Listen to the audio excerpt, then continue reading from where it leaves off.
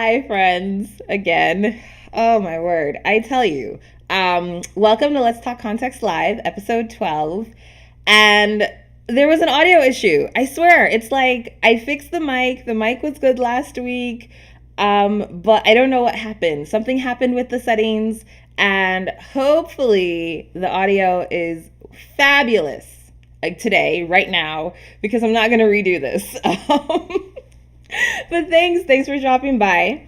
If you missed signing up for the Persuasive Writing course, then it's okay because it's a class that we run every 8 weeks. So in another 8 weeks, you're going to have an opportunity to sign up again for the class. If you want to pre-register so that you definitely don't miss it, then I highly encourage you, click on the link in the description, fill out the form, and we will be in touch with you when it's time to register again for the next cohort of students. It's a great class. I love the class. I love teaching it.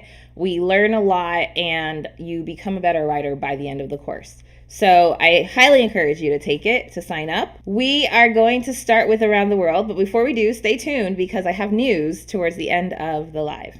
So, around the world. Okay, so I got some comments, some feedback from some of you that you enjoyed last week's live talking about terminologies and words surrounding what was happening with the protests and what was going on in the US.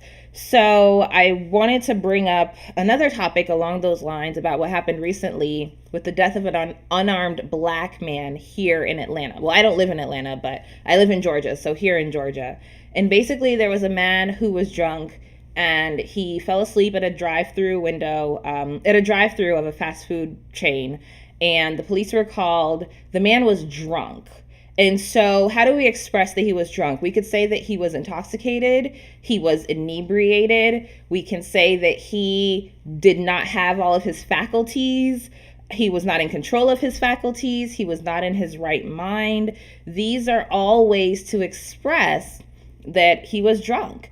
Now, be careful with the one that says he was not in his right mind, because that one could be suggestive of him having some mental issues. But all of these terms basically all go to suggest that he was not thinking clearly. He was not in a place where he could make decisions with a clear mind. So he was out of it.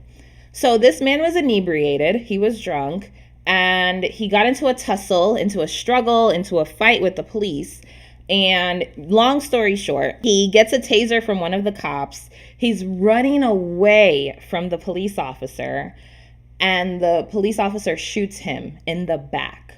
And there's an outcry. There is just frustration from the black community in Atlanta, in Georgia, around the world, not just the black community, but definitely from the black community, because this is a story that's heard often.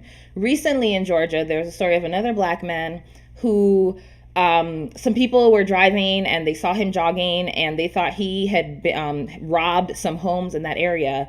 And so they took justice into their own hands. They decided that they were going to be judge, jury, and executioner, and they just killed him in broad daylight from a pickup truck. You know, they get their guns because you're able to carry a gun here in Georgia. It's not legal in all 50 states, but in Georgia you're able to be licensed to carry. And they just killed him. They just decided, oh, it's him. We're not going to let him go through due process. Due process means you're able to go in front of a jury of your peers, go to court, and have someone give the verdict after the case has been stated. So he was not granted due process. They just decided it's him, we're going to kill him, that's it. And so he died. And this is a story that's heard often about unarmed black men, unarmed black people being killed in situations where otherwise, if they were white, then the police would have tried to de-escalate the situation or they would have been granted due process. So that's the conversation that's happening here in Georgia and around the world.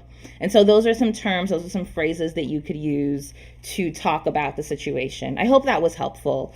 And I recognize that many of you might want to be able to contribute to these conversations. So if, in fact, you want to keep talking about injustice and words that we use to talk about justice, then write it in the comment section. Let me know, because if you don't tell me, then I don't know. Let's do some pronunciation perfection. All right, so this one is a doozy. This one might be challenging, but do your best. If you get 90% or better, then 90% of it correct at least, then you get an opportunity to potentially be entered to win one of my favorite books in English. So let's go ahead and get started. With all that's going on in the world, we need leaders who show compassion and a desire to change. The policies of the past benefit a group that is unfairly advanced. We need reform now. Otherwise, our children will still be fighting these I always mess up with this word, divisive systems of oppression. I'm going to redo that sentence. Otherwise, our children will still be fighting these divisive systems of oppression. Some of those words might be new to you. I hope they're new to you. I chose this text because I thought, one, it was relevant, and two, there might be some vocabulary words in there that you could learn. So go ahead and write what you think you heard me say. And if you get it correct, you'll get a heart and a comment. And you get 4 of the dictations correct, you'll be entered to win one of my favorite books. Now, it is June, and we said we were going to do this giveaway thing until the end of this month. So if you have not had 4 dictations, if you've not commented on 4 dictations, go back to previous lives and listen to those dictations and submit your entries because it's a free book. I mean, we like free. I like free. All right, let's keep going. Ask anything. What's your favorite word in English? I don't have a favorite word in English. If you watched a few lives ago, you would have heard me say that I use the word excited a lot, but I don't use the word excited a lot in general, like not in real life. I think I use it for the videos and when I talk about certain topics because that's like the emotion I feel, but excited is not my favorite word. I love using the word yuppers. I don't have a favorite word in English. When I was younger and I used to watch Mary Poppins, and so supercalifragilisticexpialidocious was like the coolest word to me. And I worked really hard to try to memorize it and learn how to spell it. It's not my favorite word, but if I had to say if there was one word in English that kind of stood out to me, and it's not a real word. I don't remember if it was a real word or if it was a made-up word or if it eventually became a real word. I don't remember the story behind that word, but at one point I did know that story. But supercalifragilisticexpialidocious is one of the cool words in English, I guess. Which test is better, IELTS or TOEFL? It just kind of depends. It depends on the student. It depends on the purpose.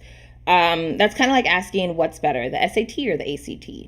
Both tests are used for college admissions here in the US. Although it looks like we're moving to a place where fewer and fewer schools are requiring standardized tests in order for students to gain admission. And there's this whole, debate about why standardized testing, do we need it? Is it outdated? That whole thing. But when we're talking about IELTS and TOEFL, I think each test has its advantages. It just depends on what your strong suit is or what areas you feel like you're stronger in. Obviously, each test has its benefits. So it's not a question that I can really answer.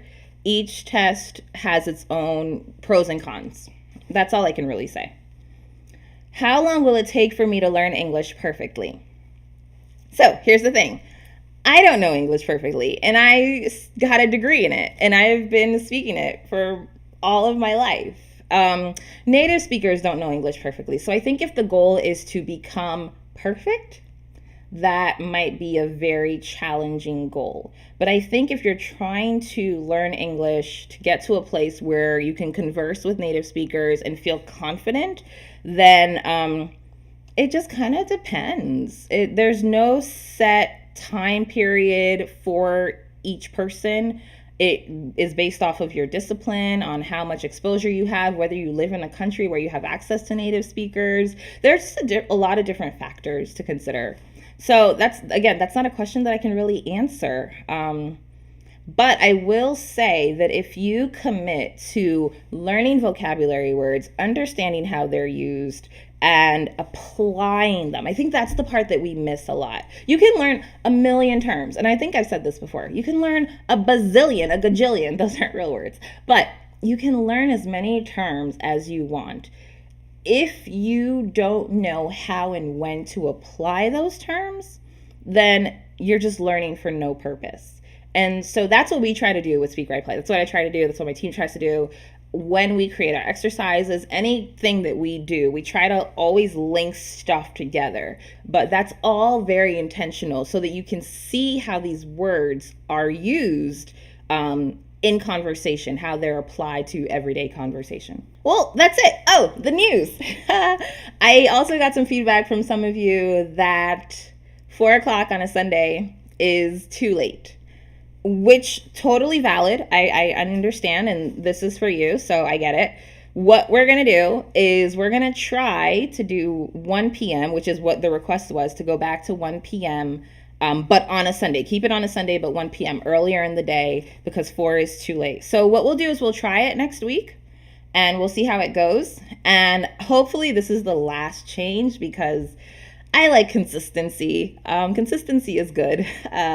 So yeah, we'll try 1 p.m. next Sunday, and hopefully that'll be the last change. I appreciate your feedback. I thank you so much to those of you who send me messages and emails, and you're like, Ethleen, this needs to stop because I missed the lives. I'm like, okay. But if you have comments, if you have questions, if you have concerns, shoot me an email, info@speakrightplay.com. Send me a message on Twitter, Instagram, Facebook. They'll all somehow come to me, whether it's myself or someone from the team who checks it, but you will hear from us. I value your feedback so much because that is how our platforms have grown, through your contributions. That's it. So follow us, Instagram, Twitter, @SpeakRightPlay, Facebook, Speak Right Play English, YouTube, you're already here, Patreon, Speak Right Play.